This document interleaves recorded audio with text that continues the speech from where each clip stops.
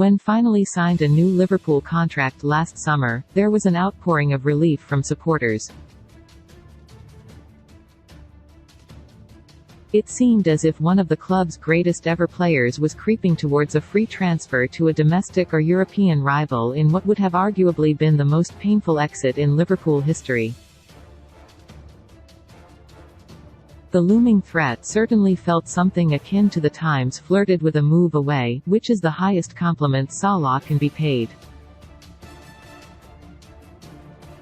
The club Twitter account, you'll remember, sent fans into a tailspin when it remarkably directed a facepalm emoji at Salah's agent Rami Abbas, suggesting relations between the two parties had completely broken down.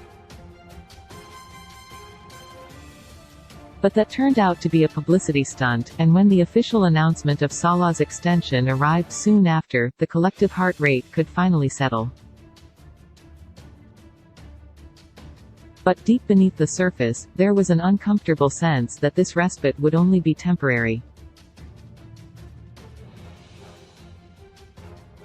Salah had only actually signed a 2-year extension, committing until 2025 when his previous deal was due to expire in 2023.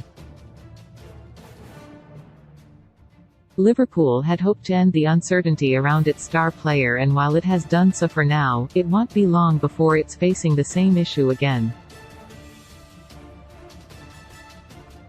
Come the summer, Salah will be into the final 2 years of his deal at Anfield. This, typically, is when contracts come up for renewal.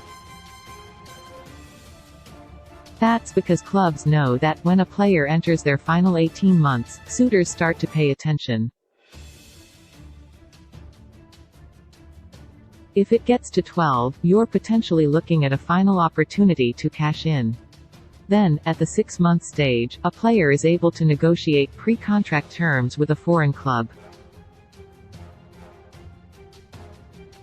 In 2021, Liverpool tied down and with new long-term deals, aware that they had reached the 2-year mark. And last summer, it did the same with if the process repeats itself, and could be in line for extensions in the coming off-season. But what about Salah? Well, on the one hand, the dip that the Egyptian suffered in the second half of last season has continued. Since the start of 2022, he's scored 21 non-penalty goals in 57 appearances, not necessarily a bad strike rate, but a marked dip on what's come before. What's more, Salah will turn 33 come June 2025 and he's earning a huge $423,000 £350,000 per €394,000 per week salary. From that point of view, some would say the decision is clear-cut. But the reality is that it isn't.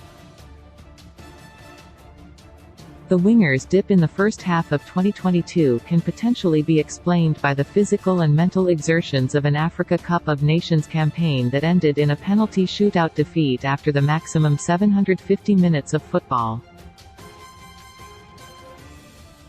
And as for this season, systemic issues are clearly at play in his reduced output. As such, Liverpool should bide its time, waiting to see how Salah fares next season after a summer off. AFCON has been postponed to the winter again, and a potentially transformative window at the club. Perhaps the most important factor in the decision, though, is the succession plan.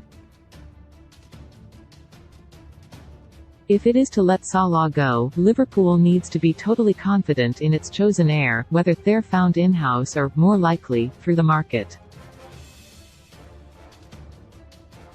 Come 2025, the player in question must be ready to take over, fill the goal-scoring void and, above all, shoulder the pressure.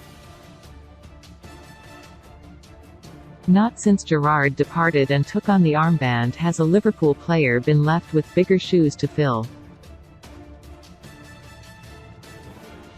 Klopp no longer has Diaz transfer block as Liverpool should seek heir.